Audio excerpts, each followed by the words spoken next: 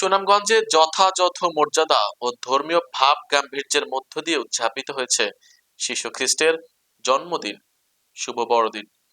বিস্তারিত থাকছে অমিত তালুকদারের তথ্য ভিডিও চিত্রে।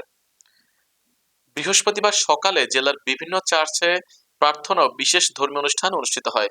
প্রার্থনার পাশাপাশি মানব কল্যাণে যিশুর বাণী পাঠ করা হয়। পরে আলোচনা সভা ও কেক কাটার মধ্য দিয়ে শেষ হয় এই আয়োজন। সুনামগঞ্জ শহরের প্রেস বিটারিয়ান চার্চে প্রধান অনুষ্ঠানটি অনুষ্ঠিত হয়। অনুষ্ঠানে সভাপতিত্ব করেন অধ্যাপক নাথানায়েল এডউইন ফেয়ারক্রস। এতে অতিথি হিসেবে উপস্থিত ছিলেন র‍্যাব ৯ সুনামগঞ্জ অঞ্চলের কমান্ডার কপিল দেব, গাইন সহ বিশিষ্টজনরা। আলোচনায় বক্তারা ধর্মীয় সম্প্রীতির গুরুত্ব তুলে ধরেন। তারা বলেন, সুনামগঞ্জ সাম্প্রদায়িক সম্প্রীতির এক উজ্জ্বল দৃষ্টান্ত। সব ধর্মের মানুষের ভ্রাতৃত্ববোধ অটুট রাখার আহ্বান জানান তারা।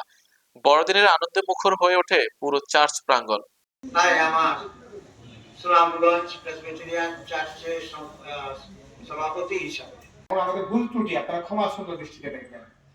আমার মেয়ে ডেসলিনা আপনাকে ফুল দিবেন। ডেসলিনা প্রথমে ফুল দিবেন। আমাদের দিন আমরা বলবো যে যীশু খ্রিস্ট জন্ম নিয়েছিলেন মানুষকে ভালোবাসার জন্য।